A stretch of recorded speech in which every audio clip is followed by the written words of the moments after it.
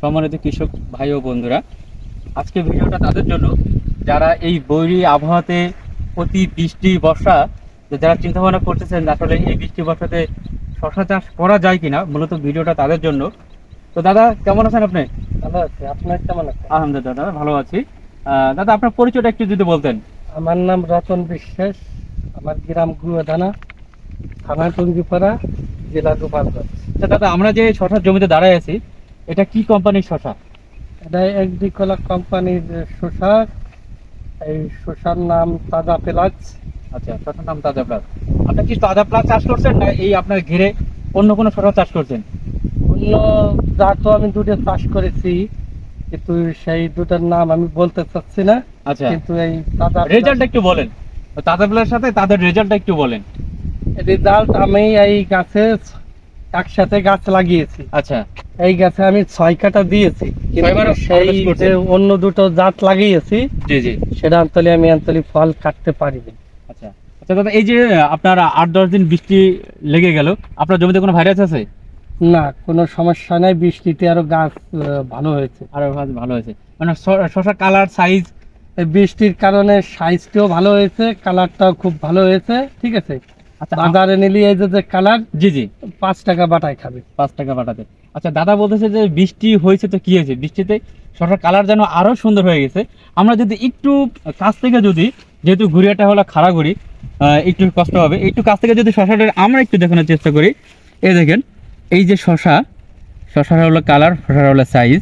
Already জমি থেকে কিন্তু 6 বার হারভেস্ট হয়েছে, হয়তো আগামীকাল বা পরশু দিন থেকে আবার নতুনভাবে হলো হারভেস্ট শুরু করবে, এবং গাছে কোনো ভাইরাস নাই।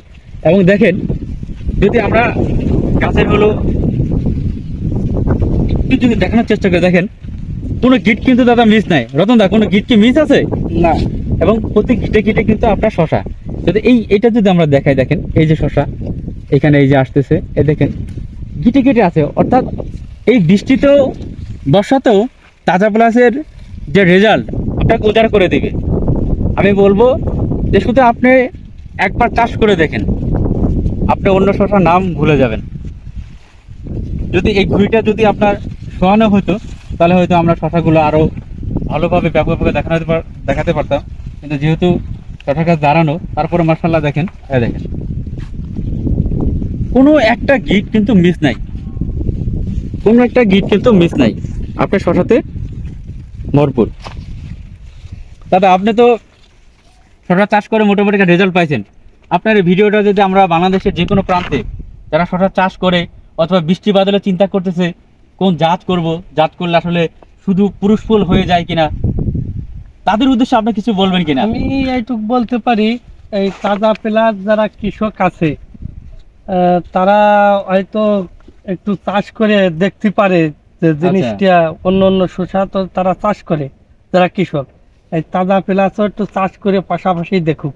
আচ্ছা, রতনদার কথা হলো যে আপনার যদি বৃষ্টি বর্ষা যদি আপনি কনফিউজ থাকেন চাষ করতে, তাহলে আপনি যে শসা চাষ করেন না কেন, তার পাশাপাশি আপনি তাজা প্লাস চাষ করে আপনি দেখতে পারেন যে তাজা প্লাস মানে গুণে মানে সতেজ, এবং এই সময় লাভবান হতে চলে তাজা প্লাস চাষ করা ছাড়া কোনো বিকল্প নাই। আমরা যদি পুরো বাগানটা যদি একটু দেখানোর চেষ্টা করি, এই দেখেন আপনি প্রতিটা গাছ কিন্তু একেবারে সবুজ এবং সতেজ।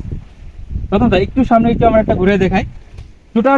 টোটালটা হলো আপনার রতনদার হলো জমি, এবং টোটাল জমিতে সে তাজা প্লাস লাগাইছে, অন্য সাইডে আছে অন্য শসা। কিন্তু সমস্যা হলো এটা খাড়াগুড়ি তো, শসা দেখানো খুব কষ্টকর। কিন্তু যেখানে আছে একটা প্রতিটা গাছ কিছু সবুজ হতে যাবে। আমরা চাই যে এই রতনদা তাজা প্লাস চাষ করে রতনদার কৃষির যে পরিবর্তন হয়েছে বৃষ্টি বর্ষা মৌসুমে, তাহলে আপনি কেন পিছিয়ে থাকবেন? আপনিও চাষ করেন এবং শসা চাষে অধিক লাভবান হন। তো ধন্যবাদ দাদা। ওকে।